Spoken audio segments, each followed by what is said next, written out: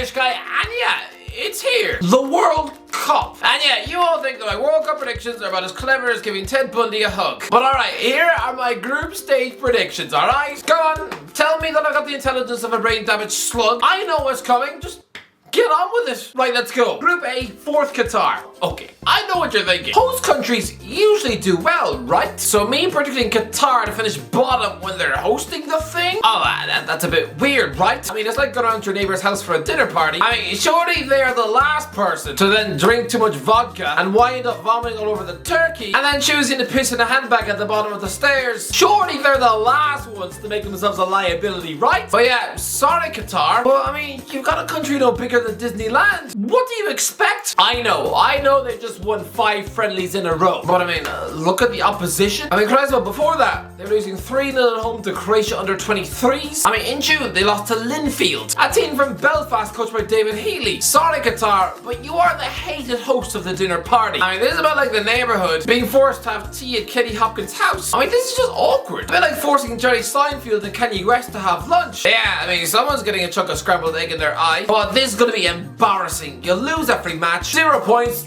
The end. Third, Senegal. Let's be honest, this is an easy group. So me to pick Senegal to finish third. I mean, Senegal just won the African Nations Cup. Yes, they did. But I mean, their best player is spending this month limping on one foot, choosing to still bring Sadio Mane when he's injured, fully injured. It smacks of desperation. I mean, a bit like choosing to still go on a Tinder date with someone when she's already told you she's suffering with the flu. I mean, yeah, do you really want her to spend the evening sneezing all over your steak? Mane should have been left at home. And what's more, Senegal at the African Nations Cup did not impress me. They were a limp, stale, average team with no spark. I mean, they played 7 matches. 3 of them were 0-0 draws. I mean, with a broken Mane and an out of form Kalidou Koulibaly and Edouard Mendy, with an underwhelming Everton cheese stay like Idrissa Gueye, I mean, even Ismaila Sarr isn't exactly setting the championship on fire with Watford. I mean, this squad has big names, yes, but this is not a good moment for Senegal. I reckon they'll beat Qatar, but that's it. 3 points and out. I mean, just you watch. Mendy is going to have an absolute howler on the biggest stage. He's going to ruin his career. Let's just hope this one doesn't wind up in court. But honestly, I mean, for every clean sheet that Mendy keeps at the World Cup, I will eat 1 block of Weetabix out of the sink. Second, Ecuador. Yeah, so here in Ecuador, it's just their 4th ever World Cup. And I'm suggesting them to qualify. I mean, yes. Calm down. It's not like I've just predicted Wagner to win the Eurovision. I mean, this country actually crawled out of the World Cup group in 2006. I mean, it's not unheard of. I know most people will be backing Senegal, but lads, don't sleep on Ecuador.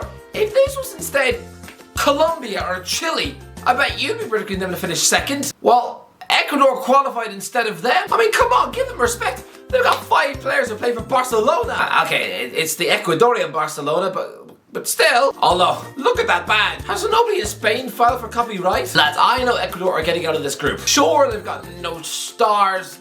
Well, maybe was Saicedo Brighton, who, yeah, I'll tip to have a great group showing. I mean, lads, this is a team who recently took World Cup qualification points off Brazil and Argentina. And to be expecting the South American unit to just roll over and die like a chihuahua who's just been fed a Twix. No, any team who qualifies from that ridiculously tough South American table are a team that deserves the height of respect. They'll beat Qatar and Senegal, take 6 points and sail through. Just you watch.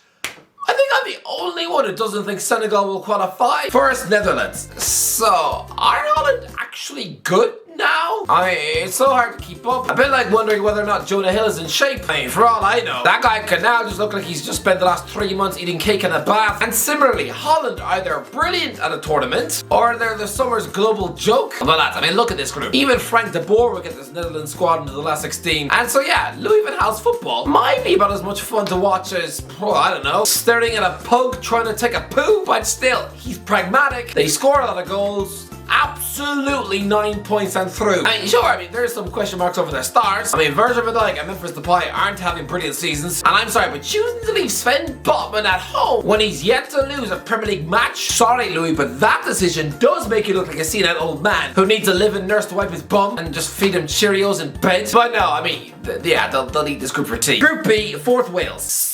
Sorry, Wales. But the fact that I'm tipping you to finish bottom of Group B, I really hope none of you are watching this on a bus or you'll probably just angrily accidentally elbowed a granny in the nose. I'm sorry, lads, okay? I am, but how much longer can Wales just survive on vibes and vibes alone? Because that's about all that Robert Page brings. I mean, he's already failed at Port Vale and Northampton Town. And no, okay, I don't think Ryan Giggs would have done much better either. Weirdly, the best manager in this group is Carlos Queiroz. I mean, lads, he's the former manager of Real Madrid. That guy would cause the rest of these coaches in Group B to look like uneducated chimpanzees with tactics about as basic as the plot of a colouring book. And for that reason, this aging Wales team, with their best players toiling in France and America, they will narrowly lose to USA on matchday 1. Then Queiroz is going to tactically stick Page in a sandwich on matchday 2. And finally, a demoralising defeat to England. 0 points, trust me. Give it 2 weeks, and half of Wales will be screaming for Page to get the sack. Third, USA. Lads,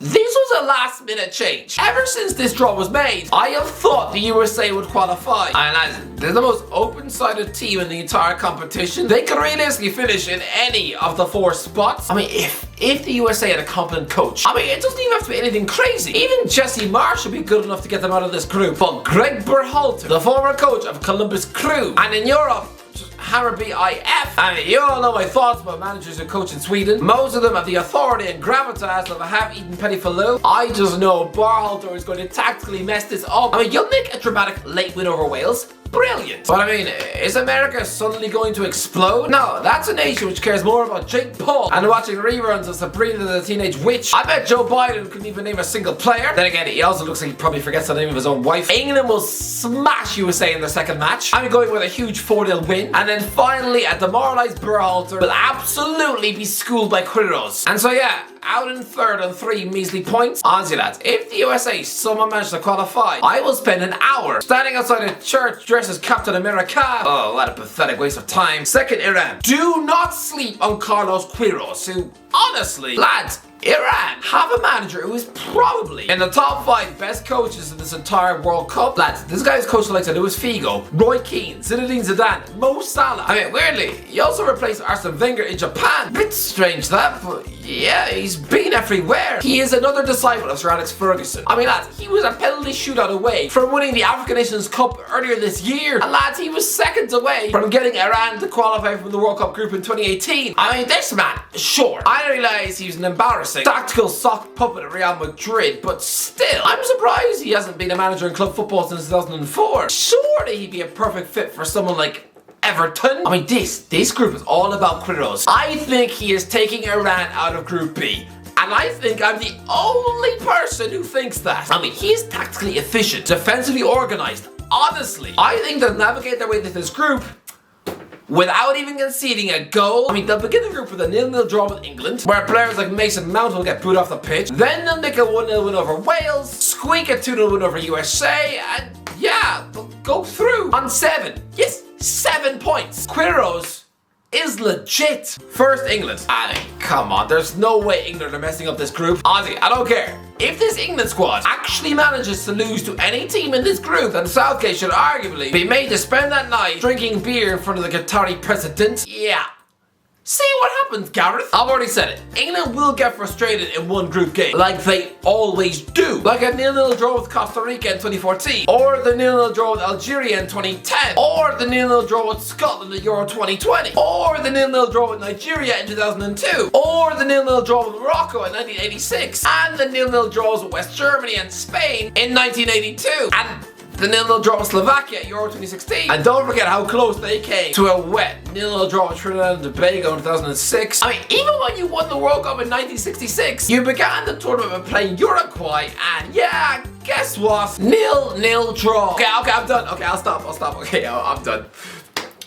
There was also a 0-0 draw with Bulgaria in 1982. Okay, now I'm done for real, okay? Honestly, I must sound like the dullest history school teacher. You know, the type of socially inept bookworm who gets bullied by his students and sits on his own in the staff room, reading X-Men comics and staring at the librarian's legs. So there, okay, I'm done. Okay, I'm done, alright? There was a 0-0 draw with Brazil in 1958. There was also 2 0-0 draws at Euro 92 with both Denmark and France. There's always a hideously dull 0-0 draw in the group stage of a major tournament. For England, always. So you might be offended by me saying they're going to draw 0-0 with Iran. But I'm sorry, that would be your 14th 0-0 draw in a group match at a major tournament. So relax. This is a bit like me telling Adam Sandler that he's going to end up making a bad film. Yeah. obviously. This isn't news. You'll batter America, beat Wales. So yeah, top of the group on 7 points with a better goal difference than Iran. But yeah, I mean, you're still top, so relax. But yeah, I mean, enjoy your 0-0. Mate, to prove it, if England do not have a goalless draw in this group, I will do an entire video in nothing but a pig 1Z. Group C for Saudi Arabia. Saudi Arabia fail at the World Cup. It's just what they do. I mean, they've won 1 of the last 13 World Cup matches, losing most of them. Even we beat them at the World Cup by 3-0. So yeah, sorry lads, not much to see here. You might squeak 1 point off Mexico. But yeah, rock bottom of the group. Third Mexico. Pretty straightforward this. Mexico are not very good. And honestly, having Jar Martino as manager when he's Argentinian, oh, he's already going to be so hideously conflicted. This team's build up to the World Cup was pretty unimpressive. I mean, they've had 4 0 draws in 2022 alone, and one of them was against Guatemala. Going forward, they're about as threatening as a cartoon mouse. I mean, they're a bit like this tournament's answer to Wolves. Just praying that Raul Jimenez remembers how to score a goal. Nah, I'm sorry lad, he's been nursing a migraine since 2020. I mean, without sounding crass, this is a bit like hoping that Humpty Dumpty wins a boxing match. I'm gonna say, of every team who finishes third in this group, Mexico will be the lowest goal scorers. I'll go for a 1-0 defeat to Poland, a 3-0 loss to Argentina, and then a 1-1 draw with Saudi Arabia. It won't be a good showing at all. Second, Poland. Here's a stat which should make you sneeze out your eyes. Poland have been a tricky team in Europe for a while, right? I mean, they're a good, solid team. Yeah. And they also haven't qualified from World Cup group since 1986, which is criminal. Remember 4 years ago when they absolutely bottled the very manageable Group F? Poland have had access to a world-class goal scorer for over 10 years. Surely Poland are finally going to click at a World Cup. Honestly, if you don't get through Group C, when you've got Robert Lewandowski, and it's just embarrassing. They'll get through this group. I mean, they have to. Don't let the era of Lewandowski go to waste. You will never have a Polish player this good again. So, yeah, you need to get out of the group. First, Argentina. Argentina have not lost a match in 3 years. Weirdly, they also made insanely hard work of getting out of the World Cup group in 2018, right? But now, with Lionel Messi back on top 4, they should absolutely eat this group for toast. I mean, there shouldn't even be a question mark hanging over this. And you know what? With attacking talent like Messi, Lautaro Martinez, Julian Alvarez, they're going to be the World Cup's top scorers in the group stage. No team is going to score more goals in the group stage than Lionel Scaloni's team. Honestly lads, I reckon they'll score 9 goals in this group and also have 9 points. Top. Easy. Group D, fourth, Australia. Australia are a big sack of burger fan rubbish. I'm sorry, but they've got utterly no chance. Have you seen this country's recent results? Failing to beat the likes of China, Oman, and Saudi Arabia. The only reason they even snuck into this tournament was by winning on penalties against the mighty Peru. I mean, if this set of players still had a managerial visionary like Ange Postecoglou at the wheel, then maybe they might do something. But I mean, Graham Arnold, a coach who recently managed in the Japanese second tier, he's about as intimidating as a cross-dressing Winnie the Pooh. Australia's squad is so hideously bang average. It honestly makes me feel a bit uncomfortable. You know, as if I'm peering into a homeless man's sleeping bag. It just makes me feel sad. They've got defenders from Sunderland, Stoke, Hearts, and Dundee United. I mean, they've called up midfielders from Middlesbrough and St Mirren. Sure, Newcastle youngster Garen Call is an exciting wonder kid, but I mean, where are the Mark Vidukas, the Harry Kewells, the Tim Cahills? Instead, these players have such a little pedigree. For all I know, half these guys might have part-time jobs and home and away. Sorry lads, but this is a tough group. Bottom on no points. I mean, for every point Australia earn in this group, I will pour a bowl of spaghetti over my head. Third, Tunisia. Listen, Tunisia are a decent team-ish. Well, actually, compared to previous Tunisian teams at the World Cup, this one's actually pretty weak. I mean, lads, earlier this year, they were losing to Gambia and Burkina Faso. But to be fair, before losing 5-1 to Brazil, they did keep 7 clean sheets in a row. I mean, before the Brazil horror show, they'd only conceded 3 goals in their previous 12 matches. That's really not bad. So yeah, I reckon they'll squeak a 1-0 win over Australia, maybe grind out another point. And yeah, that's about it. 4 points and out. Second, France. Yeah. France have won the World Cup, and I'm predicting them to finish second. Have I got mashed banana trickling out my nose? Lads, relax. Football heritage. Lads, France reached the final in 2006. Yeah. In 2010, they finished bottom of the group. I mean, they won the World Cup in 1998. 4 years later, finished bottom of the group. And you know who else was in that group in 2002? Denmark. I mean, factor the fact that Denmark also beat France 2-0 in September by the exact same scoreline that they beat them at the 2002 World Cup. And yeah, don't get it wrong, I'm guessing there's superstitious French fans out there who will be absolutely panicking to the point where they're just rubbing croissants in their eyes. France have never followed up one good World Cup with another one. They've never put two decent consecutive World Cup showings together, back to back. I mean, a bit like how Germany crumpled under a weary coach in 2018, I do expect France to struggle. Maybe they'll sleepwalk to an uninspiring 2-0 win over Australia. They'll lose to Denmark 2-0 on matchday 2. And you know what? I reckon a horrible 0-0 draw with Tunisia. They won't score in 2/3 of their matches. Honestly, lads, France are going to have an absolutely rotten World Cup. Honestly, they will. Trust me. If France win the World Cup, I will fly to Paris and spend an entire day begging for forgiveness outside the Eiffel Tower. But it ain't gonna happen. First, Denmark. Denmark have a good team. They're a hungry, vibrant side, coming off the back of a heroically incredible Euro 2020. I mean, there's a brilliant sense of unity and team spirit in this Danish camp. And I mean, they've already beaten France twice since June. What is there in this group for them to fear? I mean, they've proven they have France's number. Honestly, they're going to run riot and win every match. 9 points on top of the group. Trust me, it's happening. Group E, fourth Costa Rica. Remember when Costa Rica were the surprise dark horses in 2014? Yeah, I mean, if you're expecting that now, just stop it. To me, this Costa Rica team are painfully average and dull. I mean, go back to June and they're losing to Panama. I only know that country from Prison Break Season 3. This country is still relying on Joel Campbell to be the hero. I mean, come on, no chance. Bottom of the group with 0 sad and lonely points. Third, Germany.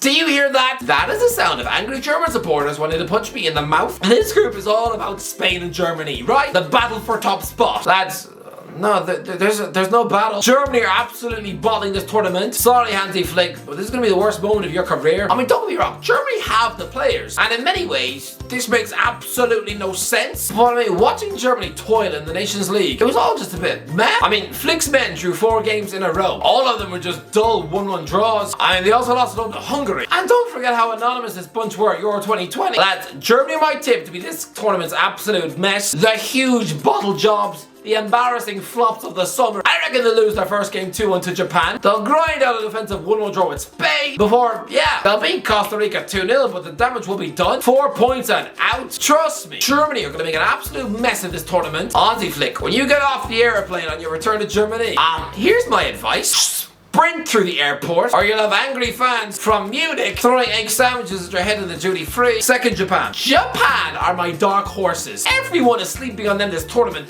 but can I ask, why? Does nobody see the fresh, exciting talent in their squad? I mean, only last year they were winning a game by 14 goals to 0. I mean, it was against Mongolia, but still, there are goals in this team. I mean, it's a strong spine. Arsenal's Takiri Tomiyasu at the back. The likes of Monaco's Takumi Minamino. Real Sociedad's former Galactico Takefusa Kubo. I mean, like, Celtic duo Ryo Hatate and Kyogo Furuhashi are both brilliant players, and they didn't even make this glamorous, star-studded squad. So what does that tell you about the talent? This is a talented bunch, and I reckon Brighton. Caro Matoma is going to be a breakout World Cup star. And I know that prediction makes me sound like such a hipster, that maybe I should start drinking frozen coconut milk out of a martini glass. But trust me, Japan are the absolute dark horses of this tournament. They'll beat Germany and Costa Rica, lose to Spain, but trust me, they're going through. Then as soon as it happens, you have to flood the comments on every single football video on the internet with, the Irish guy was right! Alright?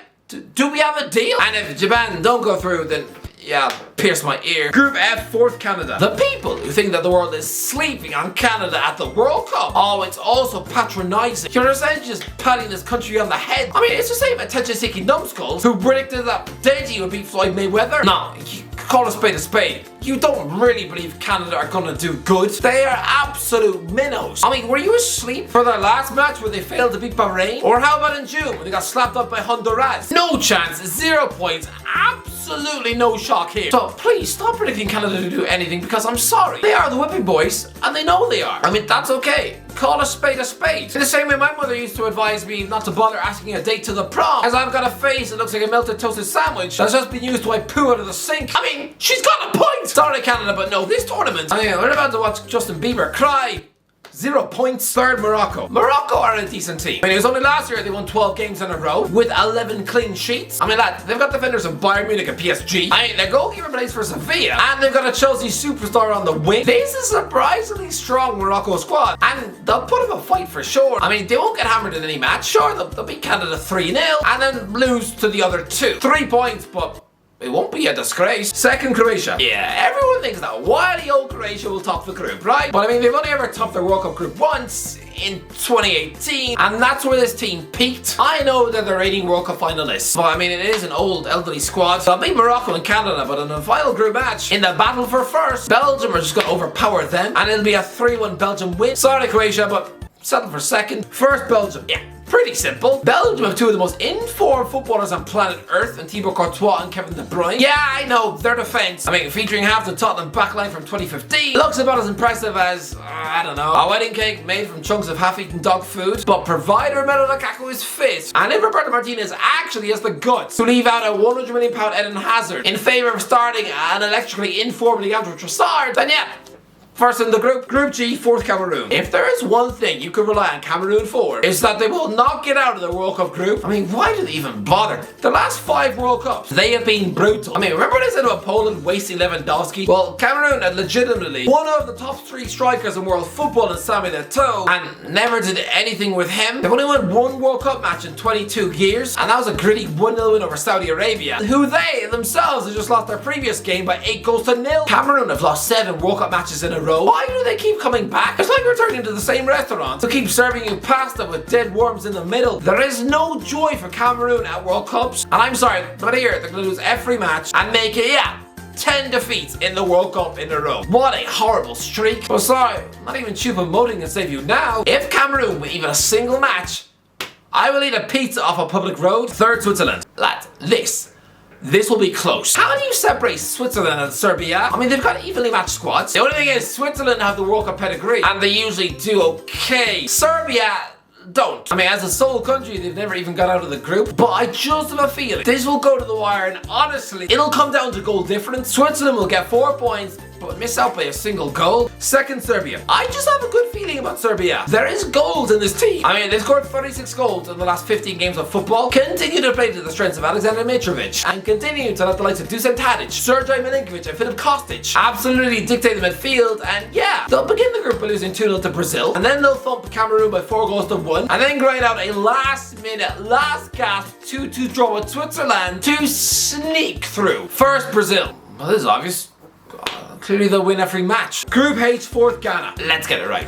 Ghana are not good. Look at the state of their recent results. 2 wins in 2022 against Nicaragua and Madagascar. This is a team in crisis. I mean, I have no faith in the boss Otto Addo, who was recently an assistant coach of FC Nordsjælland. Ghana are a mess and are going to be one of the flops of the tournament. 0 points and out. Third, South Korea. If South Korea can get Son Heung-min on the pitch, then they'll make a fist of this. No, they won't qualify, but they'll do okay. They'll lose to Uruguay, thump Ghana, and lose to Portugal. 3 points and out. Second, Uruguay. Listen, I know Uruguay are the usual World Cup monster. I just know so many people are going to tip them to finish first, and you all think you're being clever in doing so. I mean, they are more of a traditional World Cup team than Portugal ever were. But really, this is not the Uruguay team of old. It's just old. I mean, the likes of Edison Cavani and Luis Suarez have no business being at this tournament. But like asking Clint Eastwood to be the next James Bond. I mean, they'll probably crack a sip even trying to order a drink at the bar. Yeah, they have some talent like Rodrigo Bentancur, Fede Valverde, and Darwin Núñez. But really, Diego Godin's still in defense. He's nearly 37. It's an average Uruguay team. They'll get the job done to finish second, but they're not doing anything at this tournament. Nothing at all. First, Portugal. Easy. They've got the quality. 3 wins in 3. Pretty simple, that. Anyway, that's what do you think? Let me know. Give me your World Cup predictions in the comment section below. Let me know what you think is going to happen. If you enjoyed the video, don't forget to subscribe. As always, I'll talk to you in a while.